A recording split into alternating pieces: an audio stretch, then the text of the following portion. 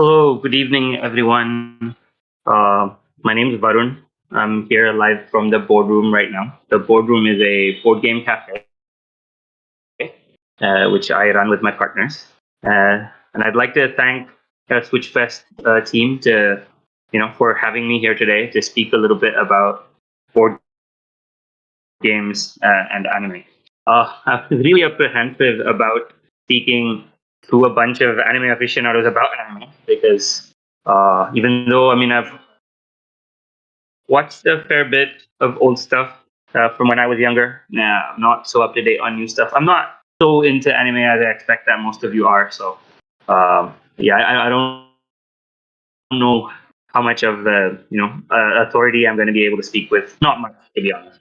But what they'd asked me to speak about a little bit was just the way board gaming community and culture sort of interacts with and intersects with the anime community and culture globally as sort of a single space as well as individually in many different spaces around the world. So I thought perhaps I could speak a little bit about just to get started.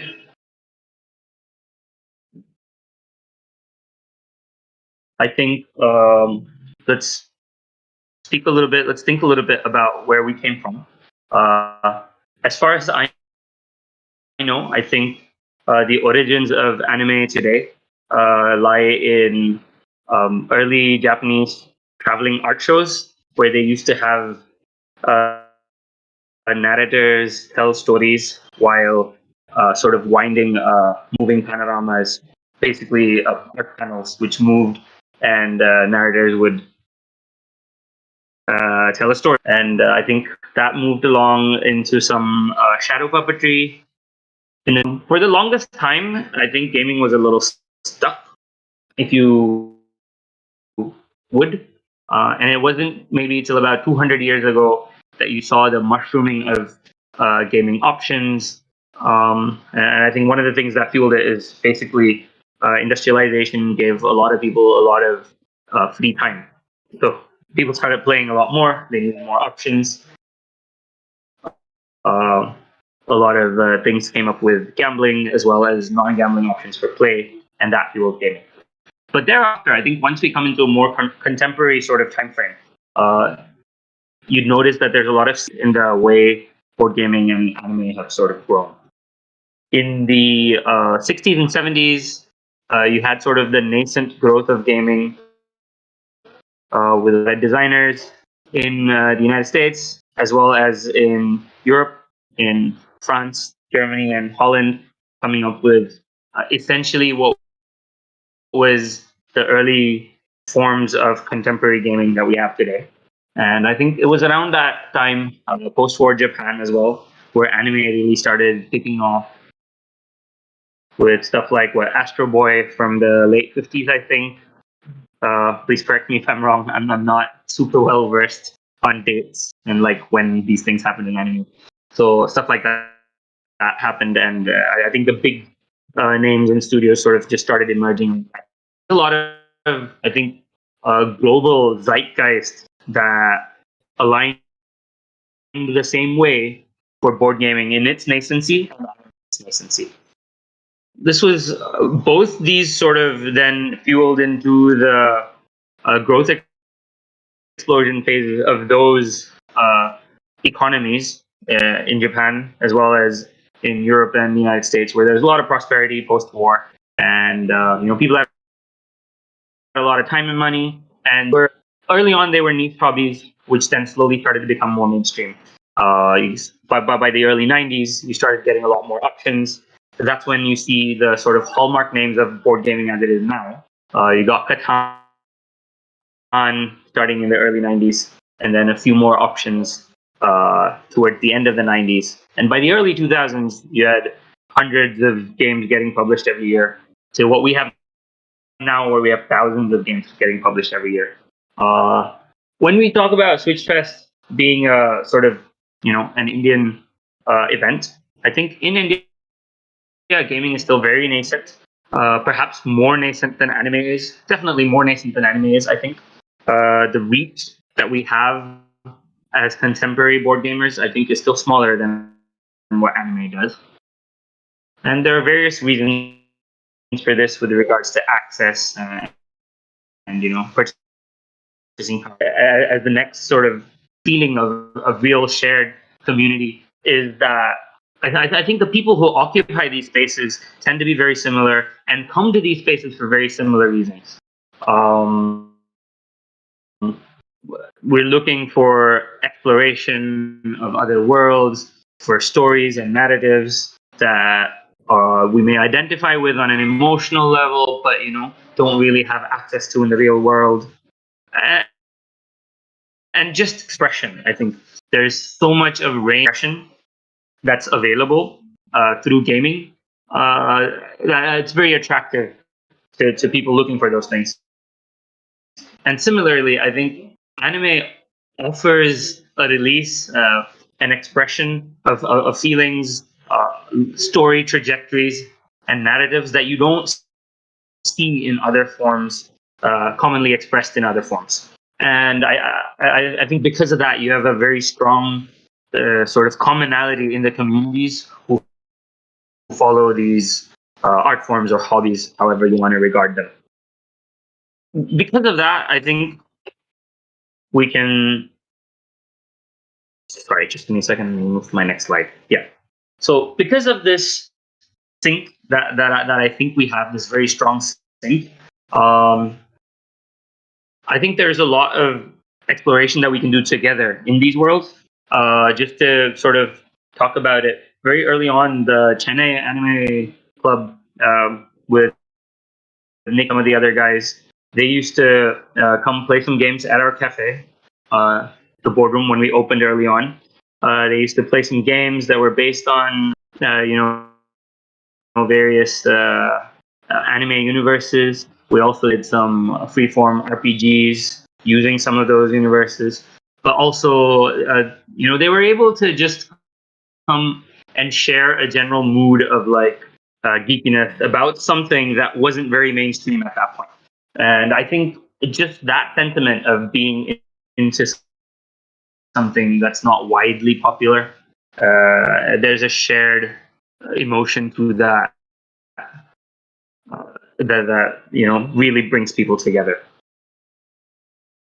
I think there's also a secondary sort of competition that maybe goes on here because these hobbies sort of seek out or reach out to a similar crowd.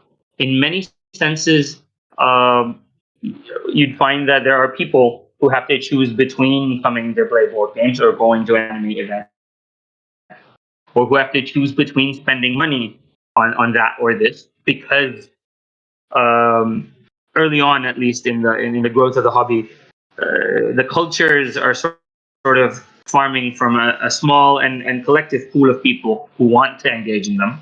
And because of this, it might seem like we're competing in some senses of it. But I think we can outgrow that very quickly as we feel that pool grow. More and more people are exposed to anime now. More and more people are exposed to board gaming. Unfortunately, some of that exposure comes through the availability of illegal online torrents and stuff like that. I think those questions of access are being answered, or those problems are being surmounted. And those solutions have been coming for a while in anime, and I think that's part of the reason for this huge growth that anime as a culture and hobby, has managed to experience in India in the recent past. On a similar vein, for board gaming, I think the lockdown was a huge push where people suddenly had so much time on their hands sitting at home. And, they started discovering that maybe they don't have to do things on the computer all the time. They can spend time with their friends playing without being on there. And sort of board games as an industry, as a hobby, as a culture, received a huge boost, I think, over the last year and a half. As unfortunate as the pandemic may have been, considering the loss of life and suffering, I have to mention that as a culture for board gaming, it's been really good. The people that are discovering it and they're experiencing it. Because of that, I think we're in some very similar situations in this in India right now, and that gives us exposure to several opportunities, as well as maybe some hurdles that we do need to surmount. And I think there's a lot of similarity in those as well. That is to say, not just the trajectories which got us here, but as well as what lies in front of us as hobbyists, as people trying to promote this culture that we're very invested in, as well as to some extent people in the industry trying to monetize this in various ways to make the hobby fiscally sustainable. In all of those ways, I think there's some similarities. There's a lot that we can learn from each other. There's a lot that we can share, and there's a lot of steps that we can take together. And I think some of those do have to do with the way we reach out to people. To my knowledge, right now, I don't think there is a sort of a manga at the moment. I'm not incredibly aware of how those things are situated in the rest of India. I haven't heard of any as yet, but I wouldn't be surprised if they do actually exist, considering anime and manga have been pretty popular in India for a while. Board game cafes really started coming onto the scene in India, I think, in the last 3 or 4 years. There are 4 in Chennai, right? 5 in Chennai right now, I think. Several in Mumbai, several in the Delhi NCR region. Same thing in Hyderabad, Bangalore, and there's tons of little groups that meet to play as well. And in that sort of sense, I think a forced advantage that board gaming may have over anime is that you need those people. People need to come together to be able to play. While anime sometimes can become a sort of a solo retreat for people into that world away from other people. The existence of this group would speak to the fact that people don't just sort of retreat into those worlds and watch anime. They like to share this with others. They like to talk about what they're watching, what they're feeling, what they're experiencing through this art. And because of that, I think one of the big steps forward, where I don't know if it's forward, but one of the big steps that could be taken is really the forming of physical spaces, which are primarily or largely dedicated towards the furthering, the consumption and the sharing of this community, this culture, and this art.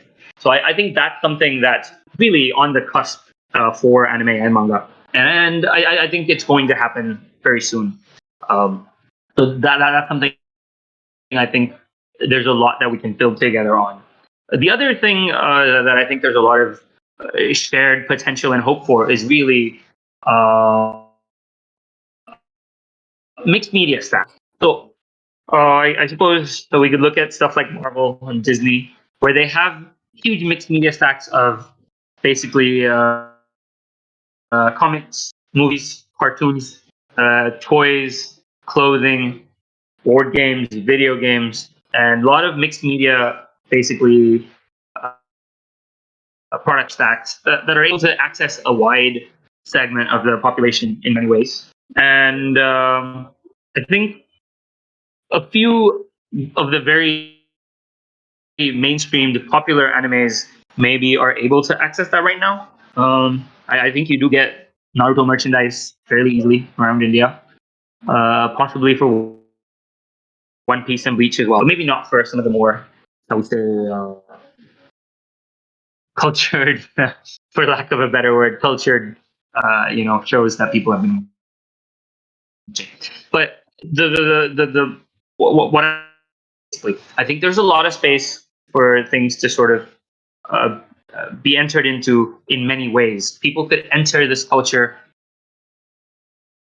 by owning a lunchbox, not just necessarily by following art or watching anime. And all of those become available as your community grows, as the potential for monetizing grows. And I think those are all the things that are very similar in board game and anime that we're about to see explode in the next maybe 2 to 5 years. I would like to say that we're also facing some similar problems. I'm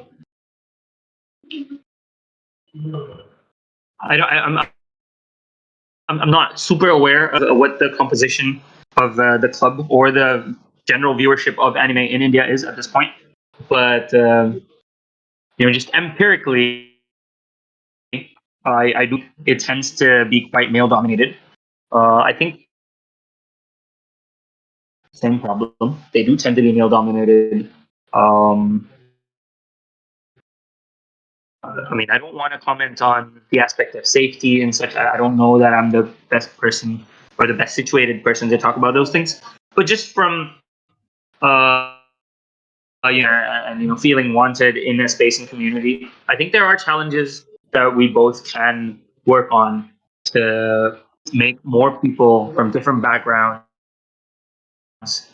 feel accepted, feel able to access this art, feel able to participate in this community and this culture. And I think that's gonna. It's not just gender.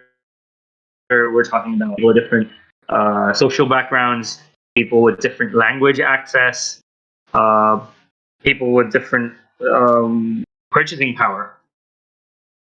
I think all of those challenges are things we both face. Just very simply, games are incredibly expensive in India right now. There are things being done to make them cheaper, but I've heard a big heard a lot. And maybe one of the things that happened with the anime was just because of the availability of illegal downloads, or some of those things got sidestepped. But there's still a big question about the sharing of the culture in the community and how welcoming that is to people of alternate backgrounds, people who maybe aren't as comfortable conversing in English, things like that. There's a lot that can be done to make both of these cultures and communities more inclusive and welcoming to a lot of different people. And I think those are things that we must tackle and work on, even as we grow in the years to come. Said, I'm very excited about a few things that are happening at this sort of junction between board gaming and anime. I don't know how people in this community feel about The Last Airbender. There's a action board game that's coming out. The Kickstarter campaign for it is out right now. I'm pretty excited about that.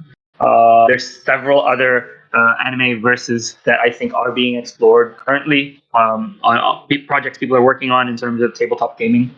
There's a bunch of, I think, Naruto games that are already out. There's an Attack on Titan game that's been out.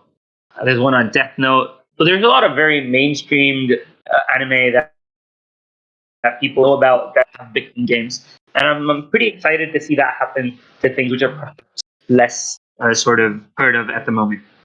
Apart from that, I think the most sort of important thing that I see that's going to happen both in board gaming and in anime very quickly in the next few years is that the age of people who are exposed to these things in our country, I think, is going down. So people are meeting these amazing new worlds, these amazing new characters, these experiences younger. I'm very excited about that because I think that means they're going to be able to access all of the things that we did perhaps a little later in life. They're going to be able to get to those things much earlier. I think yesterday we had a Japanese class, introduction to Japanese, that was hosted here at the festival. And I was, unfortunately, I couldn't make it, but I'd be very excited to see the age profile of the people attending that. And I strongly suspect that the people attending are going to be getting younger. They're going to be, more interested in all of these new things that are accessible and available to them than perhaps we were when we got exposed to them. And that, to me, is very exciting. Probably the most exciting thing about this thing, I think, is just how much of the world is out there that we're able to see through the lens that this culture. So excited that people are going to be seeing that at a younger age and being able to see it better. So that's basically what I had to say about board gaming and anime. For my limited experience of anime, I hope I didn't make a complete fool of myself talking about things that I'm not incredibly well versed in. That said, we have a small game that I want to run by you guys. It's fairly experimental. A couple years back, I DM'd a small PD session in the Nargaverse where I got people to say, let's talk about what your chakra alignment on the 6-year things, create new jutsu and things like that. And everyone got very excited and into it. And it was pretty interesting. what I thought we could do further on was, try a slightly tweaked, different medium. When I was younger, I used to love reading adventure books. This was when I was 6 and 7 years old. I don't know how many of you have experienced those. I'm gonna close this PPT right now and end this live stream. All right. So I don't know how many of you read adventure books. Basically, for those who haven't read them, they're like regular books, except at the end of each chapter, you get to choose between some different options about how the story can progress. Right? They were typically a fantasy, although I think there were a bunch of Arlstein sort of kid horror choose your adventure that were written too. And basically, what you do is, climb the tree to escape from the crazy dog, or try to outrun it and stuff like that. And you have to make those decisions and see what happens. As a gamer, as a game designer, one of the things I'm very excited about is gamification always, and the options, the plethora of things that you can play with in these universes created in manga and anime is just amazing. And I thought it might be a little interesting to just, play in one of those universes now, to just sort of try out this idea of how we could do this game in there. All right. So let me get you guys just on the format of what we're doing here. I think we have, how many people do we have here right now? We have 6 people. Okay. So this is going to take a very simple sort of form. I will start narrating the story as is, and we will come to critical decisions that our protagonist has to make, at which point I will put out a poll, and you guys can then respond to the poll with whatever you think they need to do. I'm going to give you guys 3 options at each of those junctures. Let's do that right now. Let's see.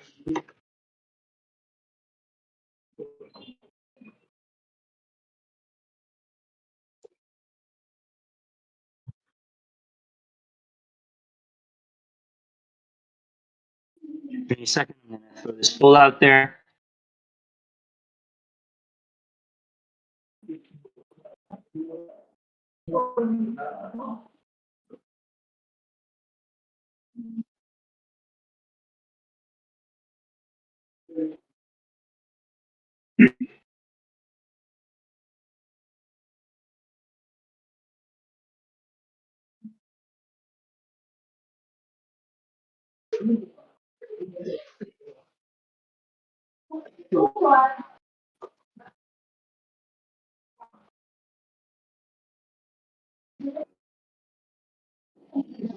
Oh, why doesn't this work?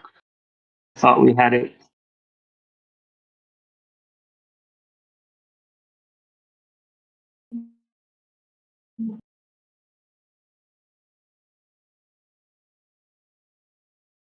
I'm sorry, guys. I thought I'd sorted the poll. Let me figure out why I can't get it to work now.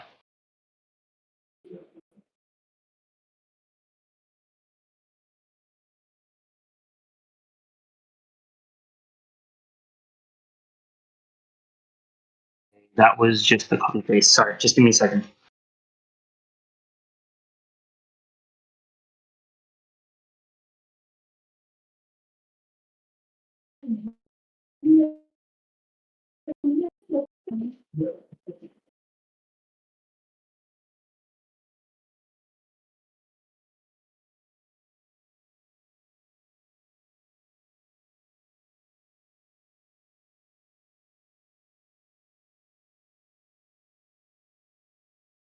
Okay, there we go.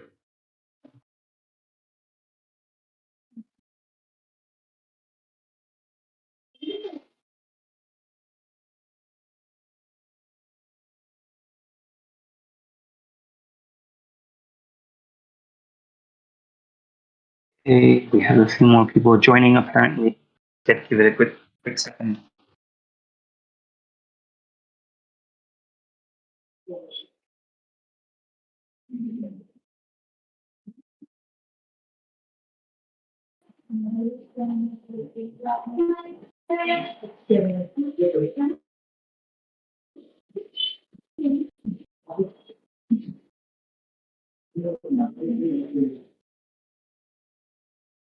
Shall we start, Nico? Or do you have any other people that wanted to join in? We'll get going. All right. Okay. Let's start. All right. It's bright and early morning. The sun isn't out yet. You can feel the cold air just blowing over your face. You fell asleep in the open last night. Some dew has settled on your hair. It drips down the end of the hair and drops on your nose, waking you. You look up and turn around. You see that mates have already started. You head over, get into your training robes, and you start going through your exercises. At that moment, one of the senior students at the training camp approaches one of the new joinees and pushes them to the ground. Ah, excuse me. I realize why the poll takes so long. Okay, so this is our first sort of juncture, and I will ask you guys to vote on what you're going to do now, right?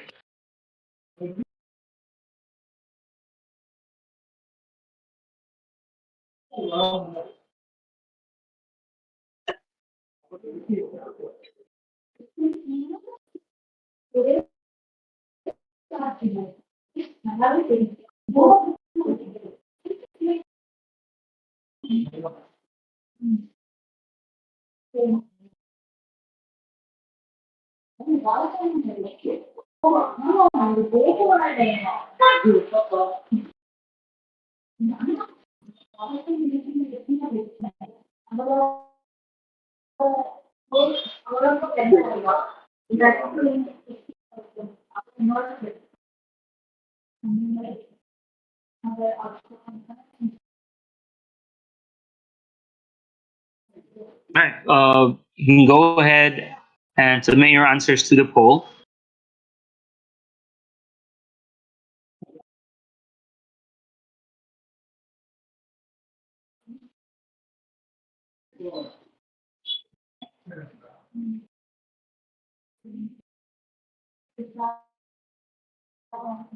Hi, Maya. We're just working on a narrative game. Think of it as a live audiobook. I am telling you guys a story at various junctures. We will pause, and you will help me decide what the protagonist is going to do.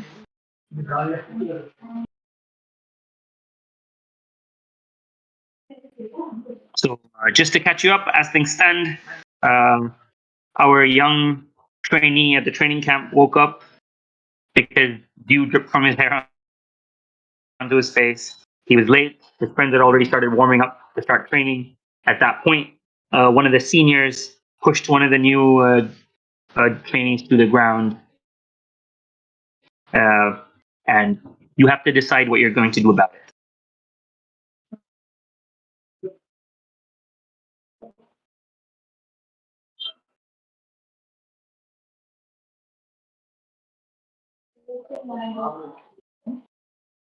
Okay. We have 4 votes for C and 4 votes for three. 4 votes for 3 votes for B, right? So B was defend the junior. C was continue your warm up. I will unmute Riri to make a case for defending the junior.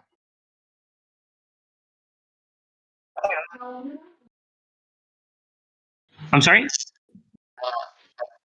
Oh, okay.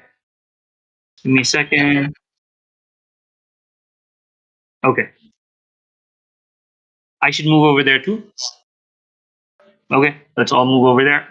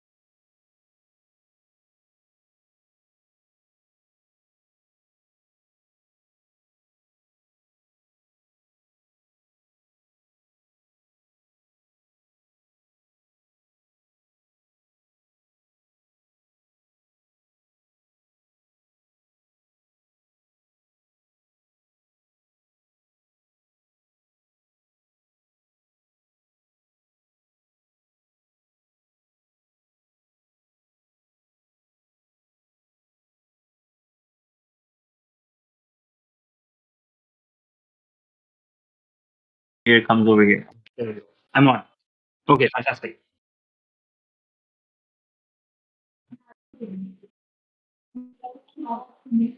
Really? Can we get you on? Okay, Miri, can we get you on to defend your case?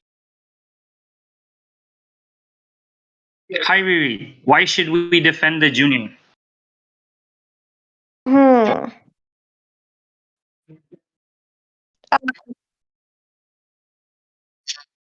Okay, yeah, I think everyone's sort of been in and out. Let me quickly catch you up on what's happening in the story. You were asleep. You suddenly woke up because dew had settled on your hair and dripped onto your face. You wake up. You see that the sun's not up yet, but you're already late. Your other campmates at this training camp are already doing their warm up to start training. At that point, one of the senior trainees pushes a junior trainee to the ground and looks at him menacingly, and you have to decide what you're going to do. We had a bunch of you decide that you wanted to defend the junior. We had a bunch of you decided you're going to go ahead and continue with your warm up. Let's get Lili to make the case for defending the junior.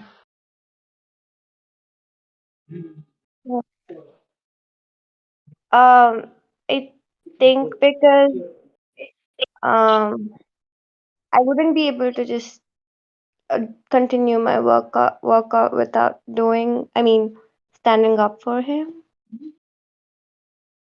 Okay, Riri says we want to stand up for the weak, relatively weak. Okay, and Nico, quick question here: is there any way we can do the polls without leaving the interview stage, or are those two things not like? Can we not do both those at the same time? We can. Okay. Okay. All right. All right. I'll continue with that then. Perfect. And then let's see who wanted to continue with warm up. Let's get the elder rabbit. Will the elder rabbit please come and speak your piece about continuing your warm up?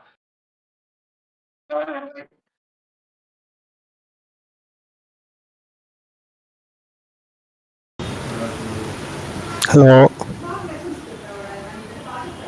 Hello. Hello. Yes. Yeah. Yeah. So I think this is presumably something that happens every day. So there's no need to pay particular attention to this on this particular day. Okay. We've had people speak their piece on both choices. Let's just do that poll again. I'm just gonna put A, B, and C right now, since I think you guys know what the options are from the previous poll. Yeah.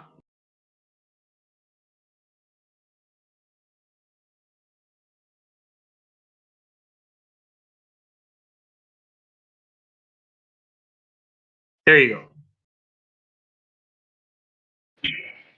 So that took a long minute, but this is how I propose to sort of carry on this audiobook RPG, if you will. So stuff's gonna happen. I'm gonna ask you guys what you want to do from three options. We'll pick the top two options, and whichever two options have more votes, we're gonna get one person out from each of those to defend and make the case for doing that option. And then we'll pull again, and based on what the new polling is, we'll go ahead and continue our story. It feels a little slow, I think, but hopefully we'll sort of settle into a rhythm.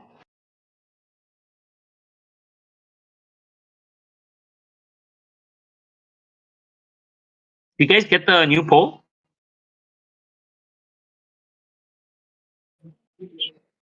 No.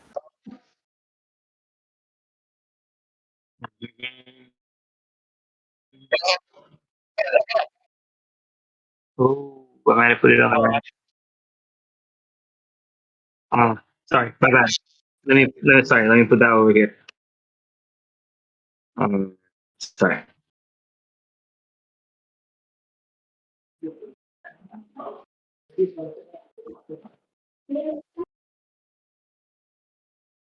We just repost that poll.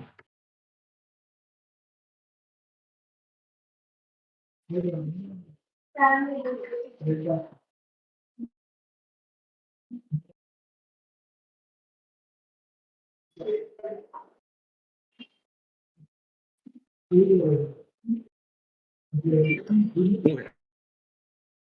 we go.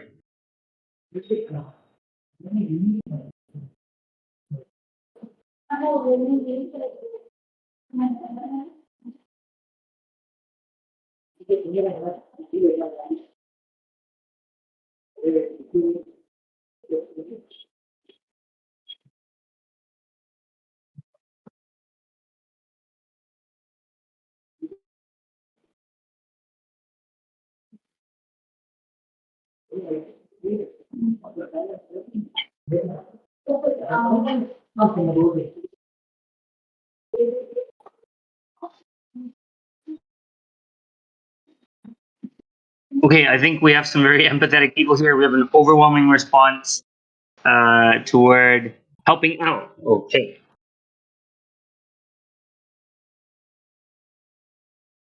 So you run over and step in between the junior that's lying on the ground and the senior that has pushed him down.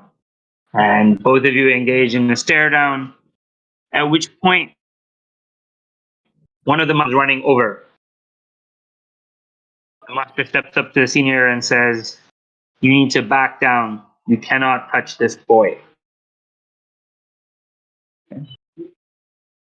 You're suddenly unsure of what to do, as everyone is now looking at you, and you come to realize that the masters were not going to protect the other junior, but have only stepped in because it was you that was about to be attacked by the senior.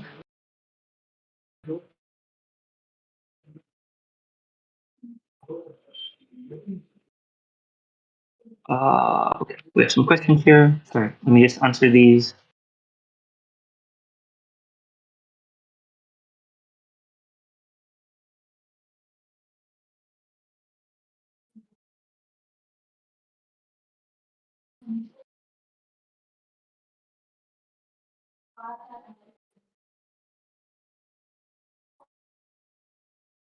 Okay, you guys are discussing stuff. Yeah, go ahead. Feel free to. Sorry, I thought people had questions for me. Okay, so to carry on.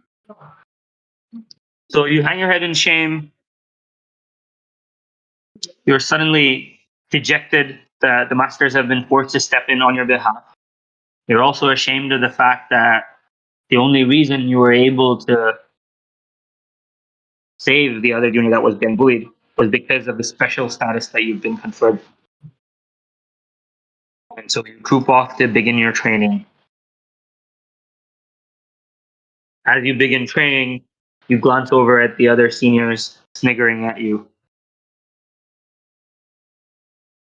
And you make a vow to yourself that you will never need anyone to step in to protect you again. Okay? So we jump forward to the next morning, and the masters have now sent you on an errand. You have been tasked with climbing to the top of the mountain where you're all training to retrieve a special piece of wood from a tree that only grows at the top of the mountain. You have been allowed to select one person as a companion to help you on your task.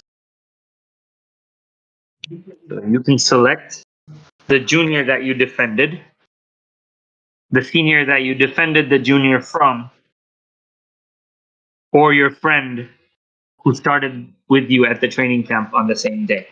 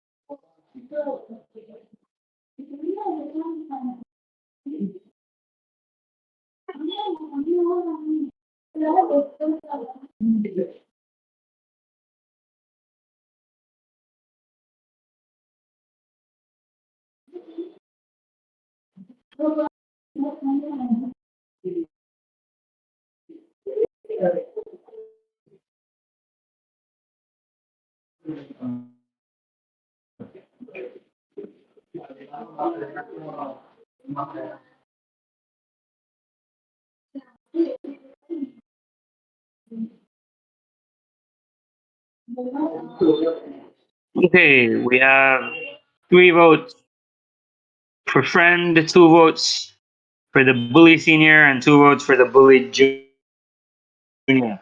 Okay, let's get regional indicator.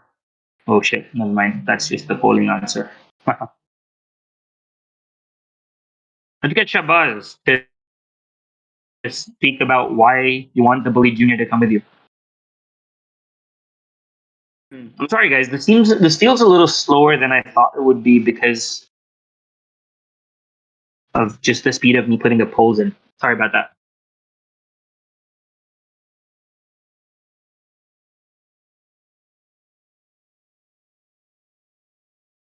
Yeah, can we get Shabazz on the stage? To be honest, if everyone is in on board with anime, if you're comfortable just typing on it, that works too. Shabazz, why don't you just type over here about why you think you should take the bully junior with you? That might be a little faster.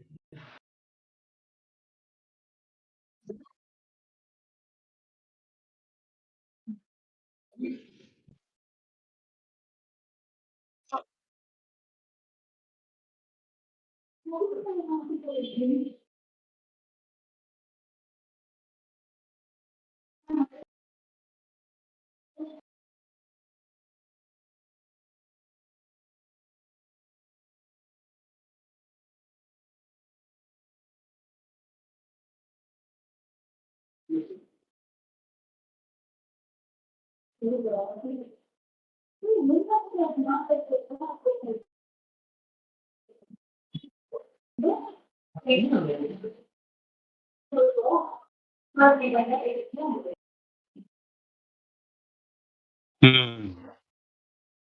Okay, I think maybe text does slow the flow a little bit.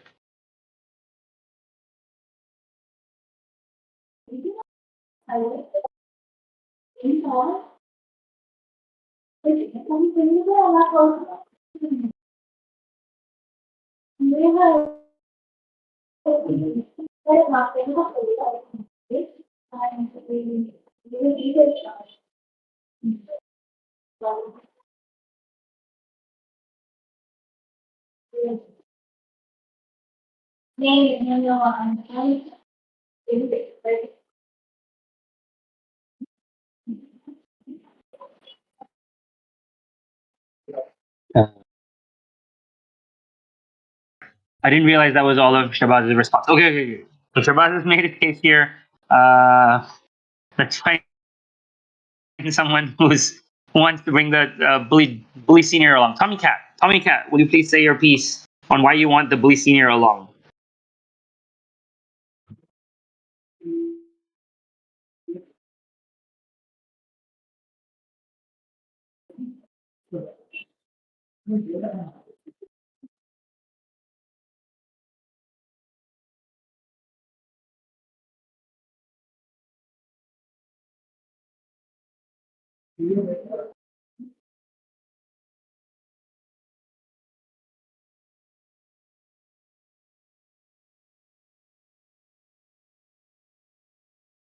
And in that case, let's get Maya again to tell us why she wants to take the friend along. Maya?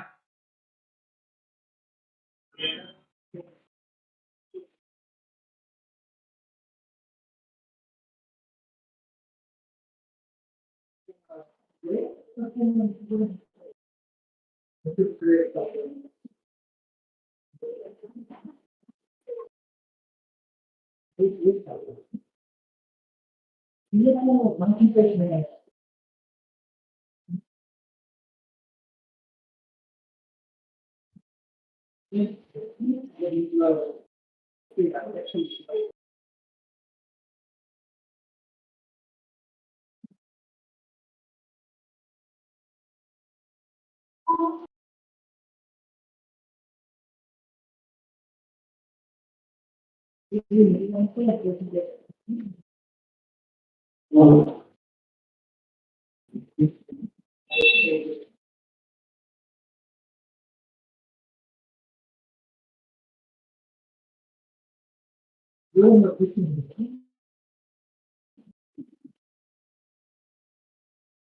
right.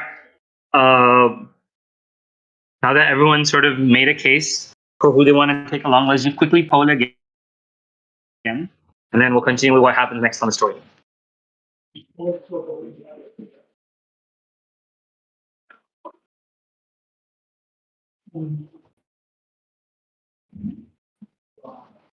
Okay, I think we have 3 votes for the friend, 2 votes for the junior, none for bully. Okay, no one wants the bully along with him. Okay, so you walk over to your tent, pack up your belongings that you need for the 2-day trek to the top of the hill, and you go over and tell your friend that you've been assigned this important errand where you need to retrieve ironwood from a special tree at the top of the hill, at the top of the mountain. Tells you that they will come with you to the end of the world if they need to in order to complete your task. They grab their pack as well, and both of you set out. It's a long and arduous climb, and as you approach the halfway mark to the top of the mountain, the sun's at its peak, and the weather is incredibly hot. So you guys decide to take a break. You rest underneath a little rocky outcrop, and you decide to stop for lunch.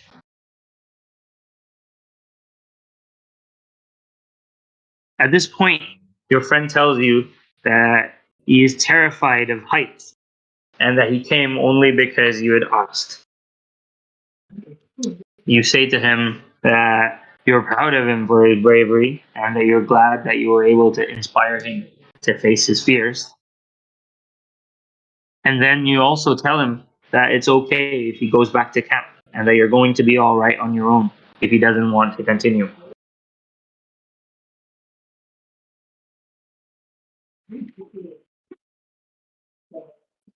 Your friend then says to you, I'm so glad that you said it's okay for me to head back. And he gives you the rations that he had brought with him and decides to head back to camp.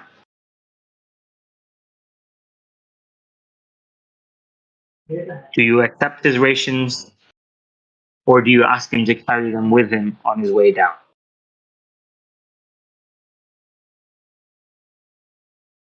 Let's just do a quick yes no that I can eyeball. I think there's only a handful of us right now, so it'll be much faster if we just yes no it as opposed to me having a poll in, I think, at this point.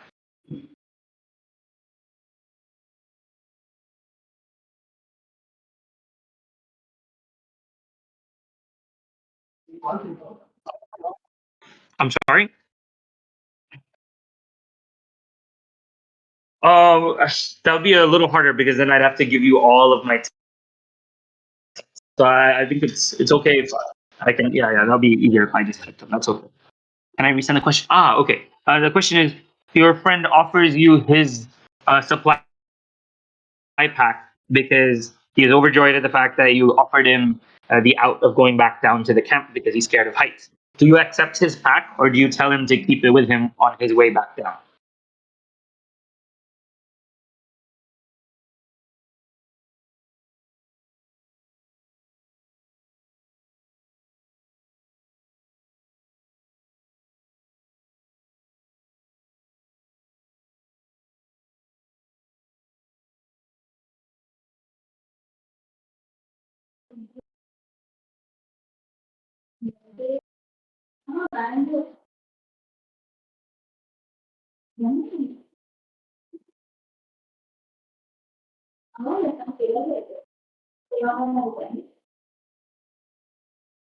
Did everyone get the question?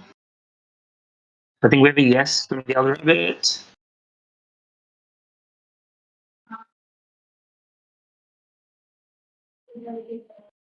Everyone else is still typing.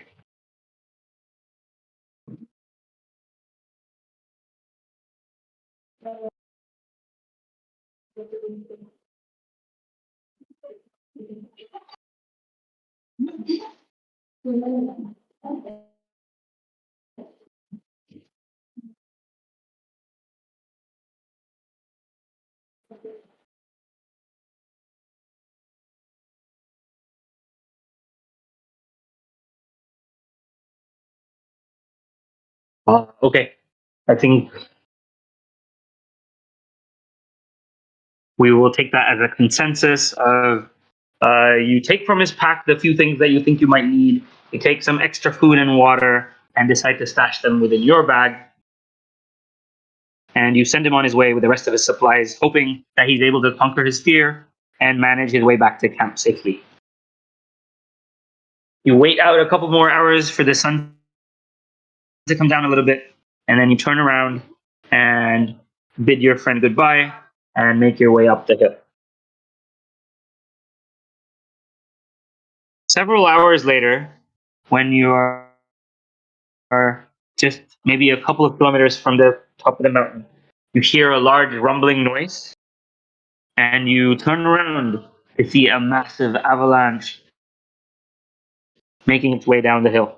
It started several hundred meters below you, and as the avalanche moves along, you are unable to see beyond, and you have no idea what has happened further downhill from where you stand. You have no choice but to turn around and head on up to the mountain, to the top of the mountain, hoping that once you're at the top, you're able to see down further and make out whether anything has happened to your camp, whether your camp still stands, or whether it has been buried in the avalanche. So you decide to do that, you turn around and start heading to the top of the mountain. Another hour later, once you're at the top of the mountain, you turn around and look at the vista below you, and you realize that the camp, where the camp once stood, now there's only a pile of snow and rock, and everyone there has been buried under all of the debris that came down with the avalanche.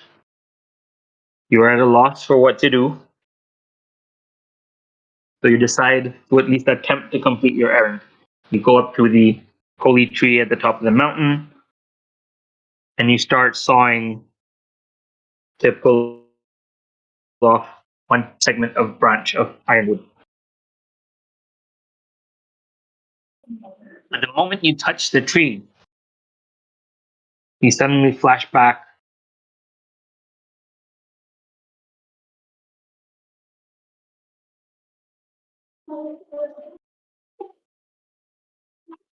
the moment you touch the tree, you suddenly flash back to a vision that you remember having had many years ago. You're all alone at the top of the mountain as you stand now, except the tree in front of you is dead. There are no leaves on it. There are no fruit or flowers on it. Twigs have largely fallen off and light at its base, and the ground around it is black by disease.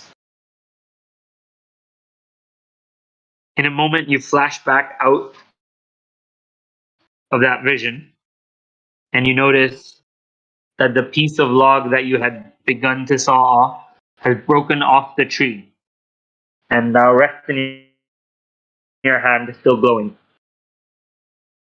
A small black patch has emerged at the base of the tree, and you notice that it's creeping outwards gradually, centimeters at a minute.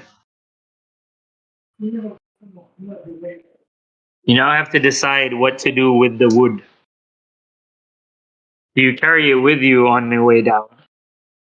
Or do you toss the wood there and attempt to find your friend?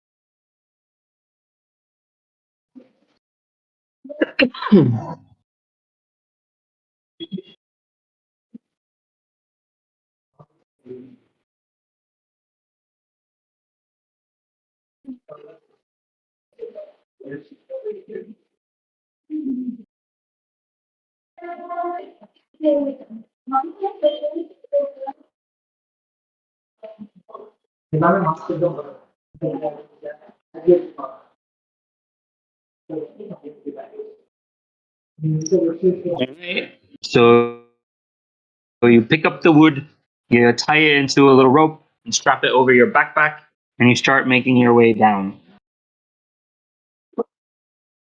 You remember that your friend was wearing an orange scarf, and as you make your way down the hill, you're on the lookout for little orange bits of cloth, indicating that he might be buried somewhere in the avalanche along your path down.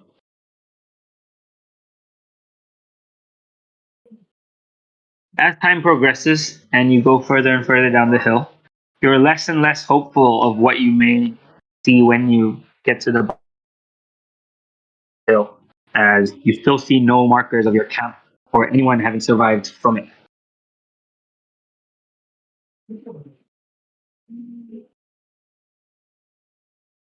Suddenly, you hear a loud scream,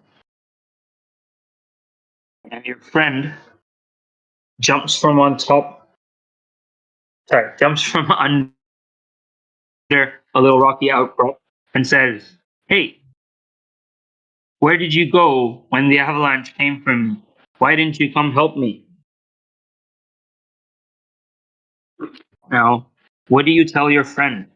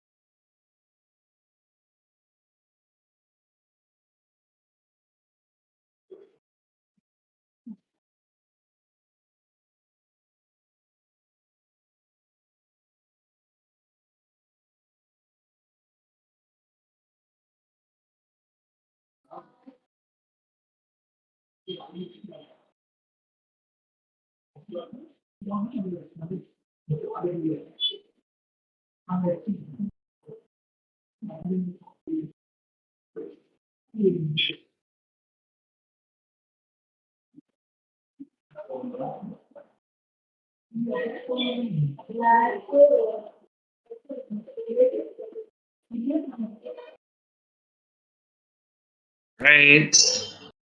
I think most of you want to tell your friend that you thought he was safe and didn't see him anywhere, so you decided to go retrieve the wood. But once you say that, your friend starts laughing. He starts laughing louder and louder, and looking at the shock on your face, he comes to a pause and said, "I knew you could do it. I knew you had the heart to do what was necessary. You won't be burdened by your friends or family." As he says this, the seniors, juniors, and other elders from the camp all start to emerge from behind the rock, and they all start applauding.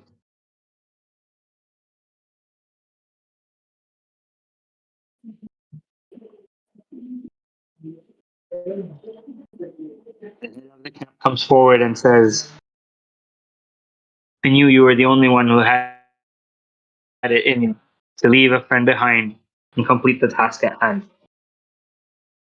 Hand me the ironwood burnt."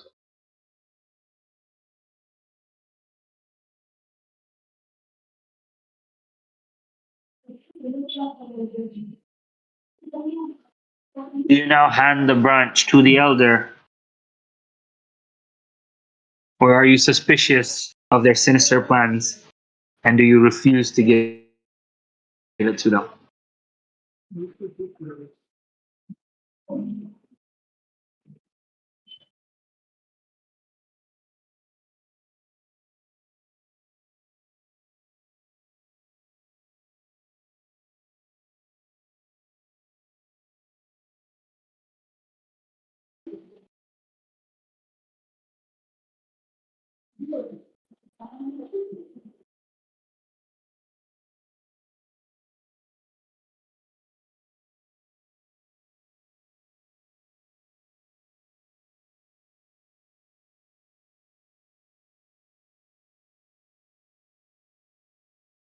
Okay, it appears no one wants to give the wood to the elder. You pull the wood off of your back and you stare at it. Once again, the wood starts glowing, but this time you don't see any vision.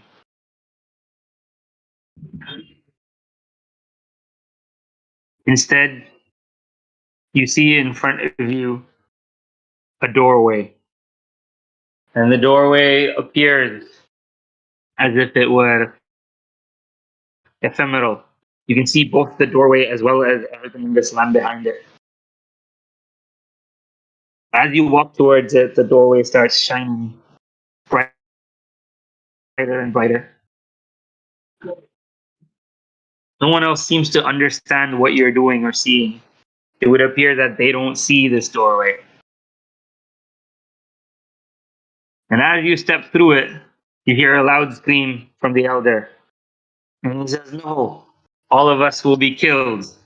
But before you turn back, the doorway has shut, and you're in a dark room."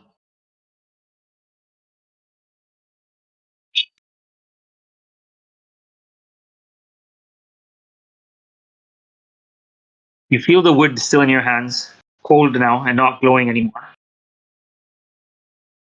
So you decide to light a flint to see what you can see in the darkness. You take out your tinder box and light a small piece of tinder, and you realize that you are in an empty room with no windows and no doors, and the only way that you appeared to have entered the room has now disappeared. You light the wood to get more light while you decide what to do. Or do you decide to think in darkness?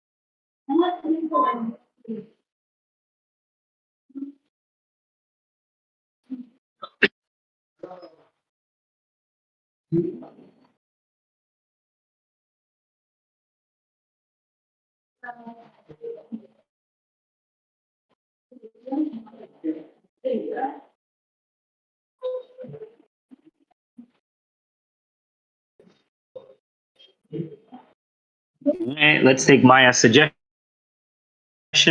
You once again pull your blade out and try to cut off a small piece of the wood to burn. But as you bring your saw to it, once again you receive the vision that you had earlier of the same dead tree in front of you with the soil around it all blackened. You immediately sense that the wood cannot be cut and you stop. Do you burn the wood or do you think in darkness?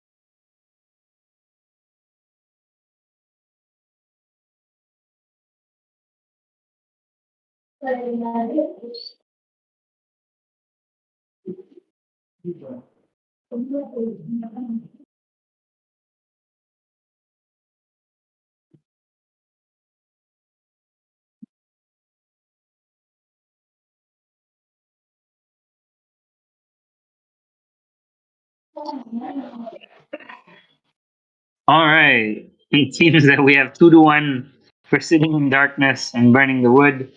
So we shall not burn the wood. You sit down and try with whatever little bit of fire is left of the tinder that you burned.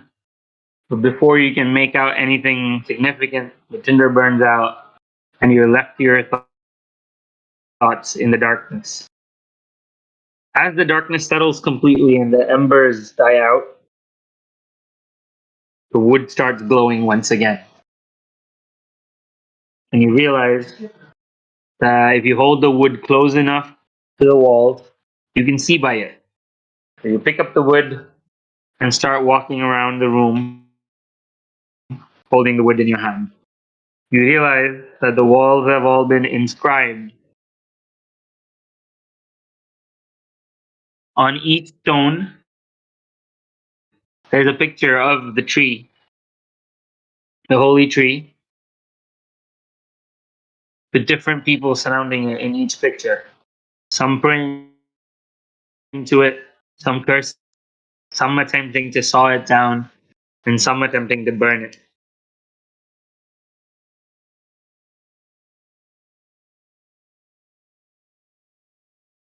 And then as you walk towards the center of the room, you notice on the floor yet another engraving, this time of the tree itself. Except this engraving is different from all of the other ones. It also shows the roots of the tree below the soil. And each root tendril has 2 eyes and a small forked tongue and sharp fang. You are horrified at the thought of what the holy tree might actually be.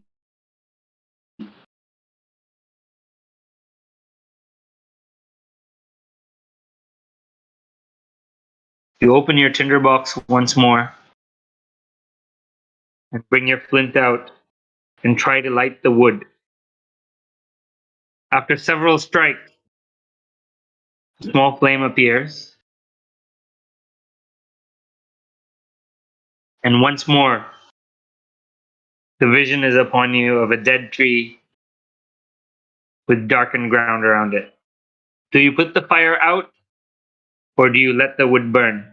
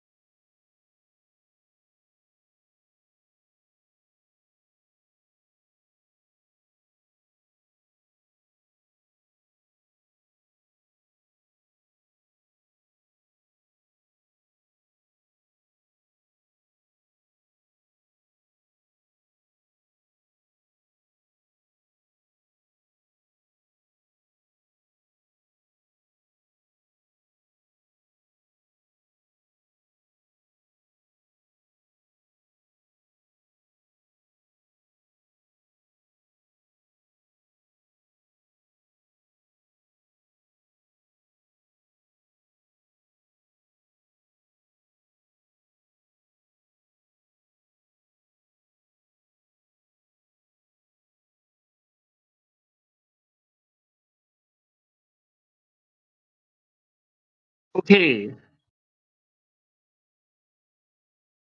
You pick up the gently burning wooden log, and using the light from it, you take a quick look around the room and then snuff the flame out. The moment you snuff the flame out, you're once again back in your camp. You realize that all you had seen was an illusion. Your camp is exactly as it was the moment you left it the previous morning. Your friends look on in awe as you appear to have just emerged out of ether in front of them. The elders look at you with pride.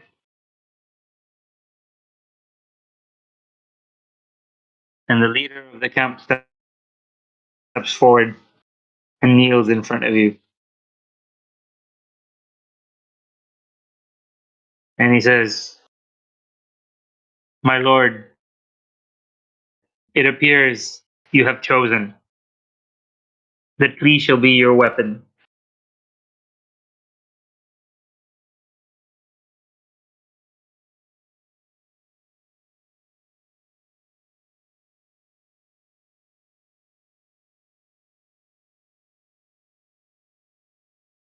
Do you now respond with, it's easier if this part's in a poll. I'm just going to go back to putting a poll here.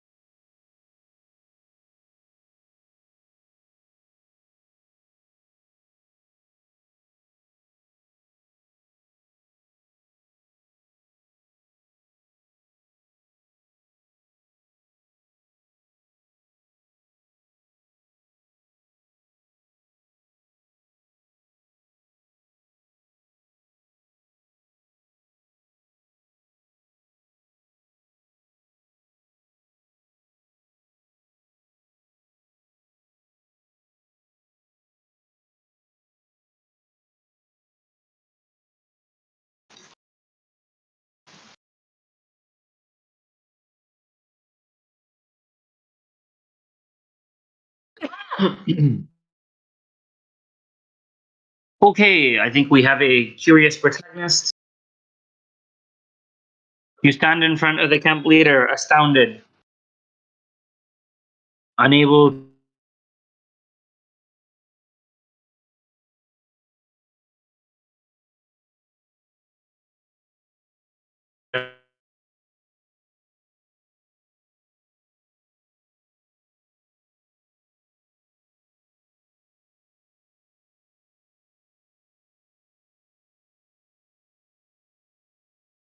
who sees the future. The holy tree shall assist him and fall either to fire or to ice.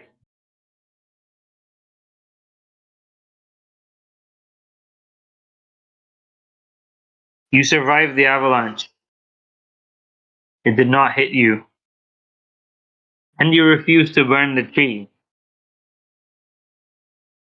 I think you have found a new path. The tree does not fall to ice or fire. The tree itself has become your weapon. We shall fashion a weapon out of this wood for you, and you shall lead our country to redemption.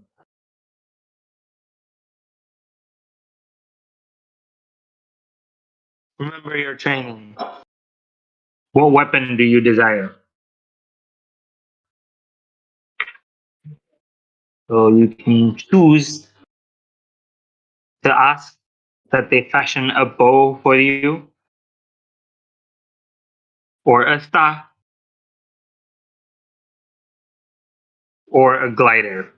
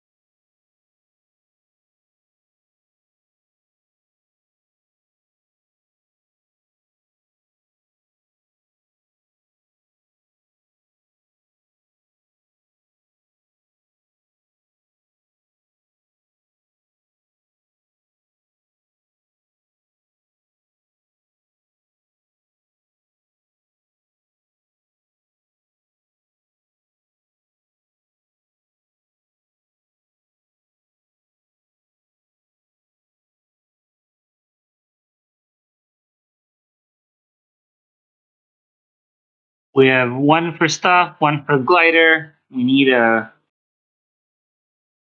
tie-breaking vote.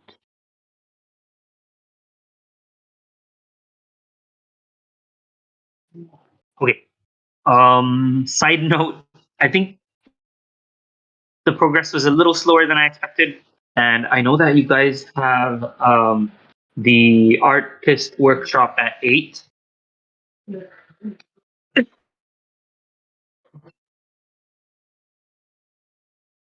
I'm going to sort of find a truncating like point, and then I think I'll leave an option to do the full story that I had written. I'll set something up with Nikhil, and maybe we can do something on Discord at another day after Switch Fest is over.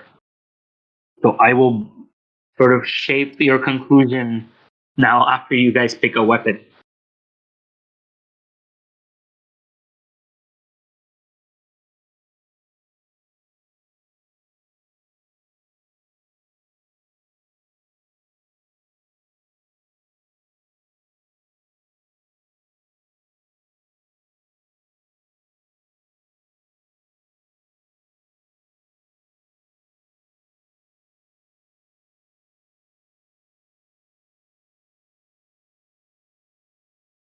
Yeah. Let me put that into a poll so it's easier. Ooh. Yeah, you guys would be fun to sort of DM sort of a free form D&D 4. I did not expect someone to ask for a wand out of the wood. We will conclude with the 3 options I offered you. But if you decide to take this up and continue the story, then I will write a wand trajectory as well.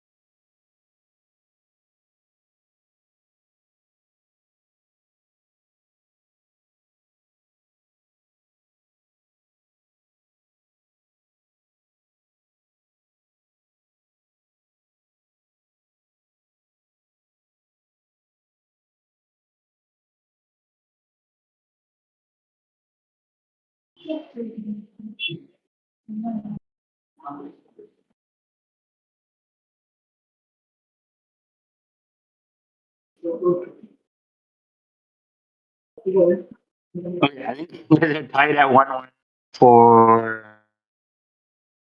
glider and staff. Maya, let's get you to decide between glider and staff so that we can sort of wrap up at this early chapter since I think you guys need to prep for the next event at 8. And then I'll do like a little summary and post it somewhere. And then I'll coordinate with Nikhil. Maybe we can do like the full set at some point. We can do it like a proper D&D, or we can continue this weird audio adventure book thing I'm trying.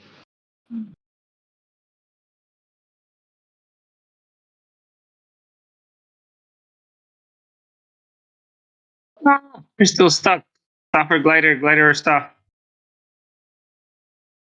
Okay, since we're freeballing it here.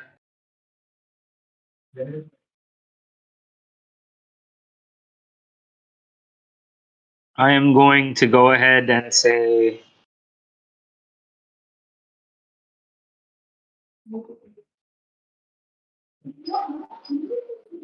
okay, since you guys haven't chosen, then we'll go with glider, okay?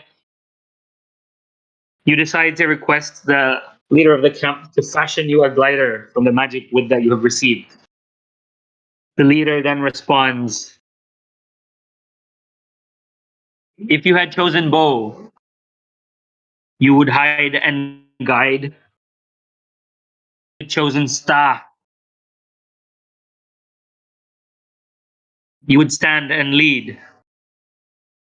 But since you have chosen glider, you must wander. So saying, he packs all of your last remaining possessions from your tent, adds it into your bag, and says, now leave, for this wood is your glider. The magic ironwood transformed into a wooden glider, and the camp gathers around you expectantly.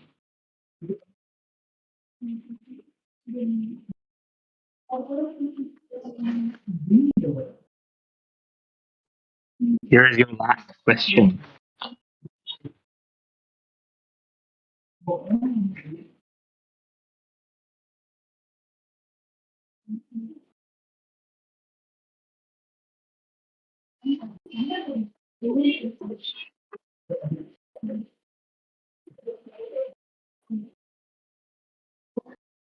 Just give me a second to type out your last question.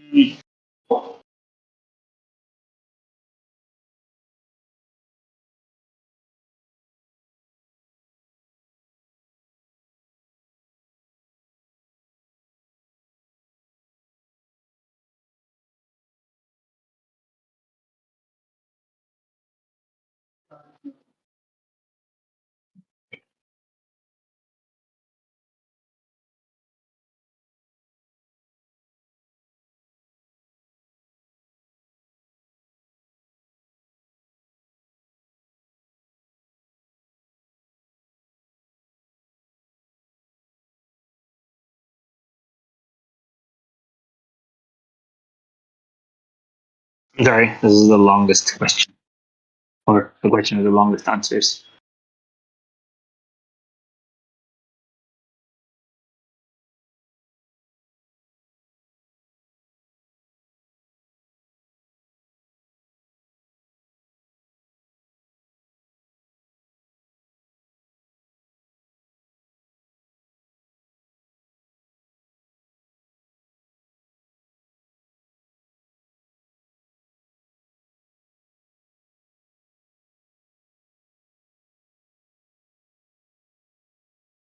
Okay, we have Shabazz saying you're gonna walk back up the mountain toward the tree.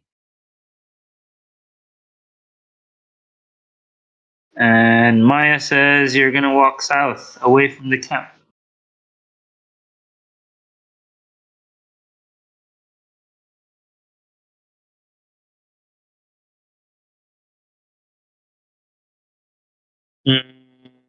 Since we don't have another person responding to the poll, what do we do? Elder Rabbit. Let me catch you up. So the magic wood brought him back to camp. Everyone was actually alive. The avalanche was a fake. He was blessed because he retrieved the wood successfully, and the camp decided that because he abandoned his friend and went after the wood, he was good at his task and doesn't care about his friends, so he's the hero. Yeah, I'm talking. Can you not hear me? Maya, I think we can't hear you. I don't know why. I think we'd have to unmute you on the stage, maybe. Let me go back to the stage. Where's the stage? There we go. Yeah, Maya, why don't you come up onto stage? There's only 3 people left. Why don't all of you just come up onto the stage right now? Yeah.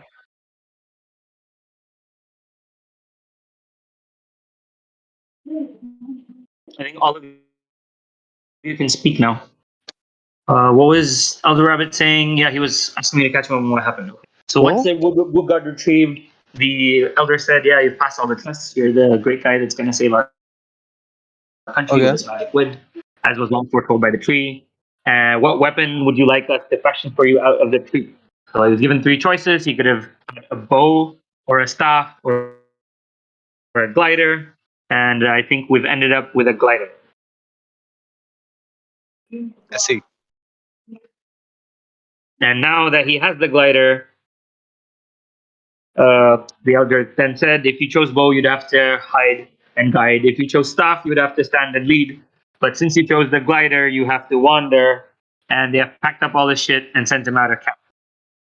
So now you're deciding whether you're going to climb back up the hill to the tree, or going to wander south away from camp, or if you're going to jump off of the west ridge where the camp is situated.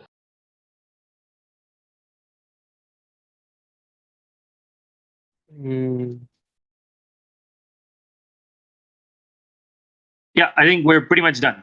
This is the last Up to the decision. mountain. Yeah. So I want to see what happened to the tree. up the mountain. Okay, I think we have 2 votes for up the mountain there. So you start your climb back up the mountain to see what you can see, and we shall end there now.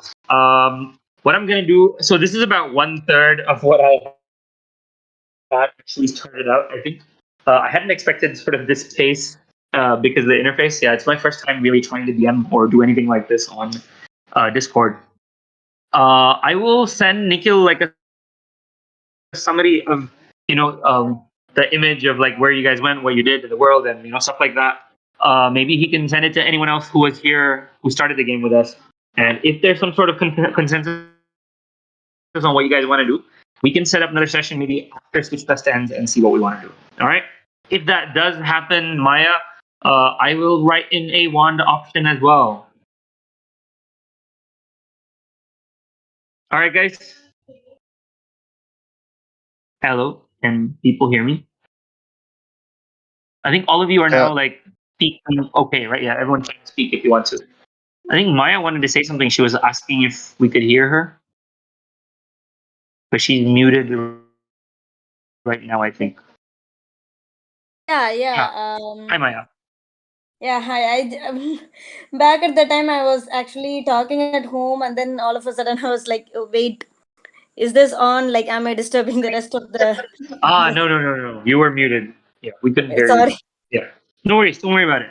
But basically, yeah, I think maybe I've found some of the shortcomings of doing an audiobook, choose your own adventure.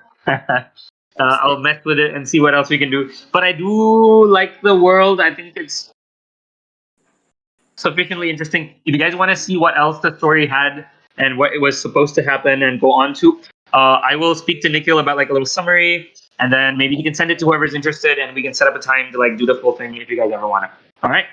And yeah, about the one thing, when you said like it's an iron wood, or like when I heard that the wood is going to be crafted into something and all, the first thing which came to my mind was Harry Potter wands, and also that's when I was Yep. So you said it was magical, Nice. so like Yeah, why not? That does make sense. That does make sense. I will actually now. I think I will include a wand fork in the story as well. And maybe we can redo those last two decisions if we ever replay the scenario over. Thank you guys so much for playing and bearing with me. Yeah, I was trying to figure out polls and how it would be easy for us to speak and discuss things as we answer. I think I might have to mess with the format a little bit. We'll see what we can do. But thank you so much for taking so much time to listen to me mess about with my ideas. With regards to what I was saying earlier, I hope a lot of you guys have some thoughts about how gaming and anime really go together. And I just hope we get to meet post all of this, and we can talk about how we can make some of those things happen. That's really what I'm really excited about, and why I was so happy to come and do this 20K class. All right, guys. Yeah, Yeah, it was fun Nikhil, today.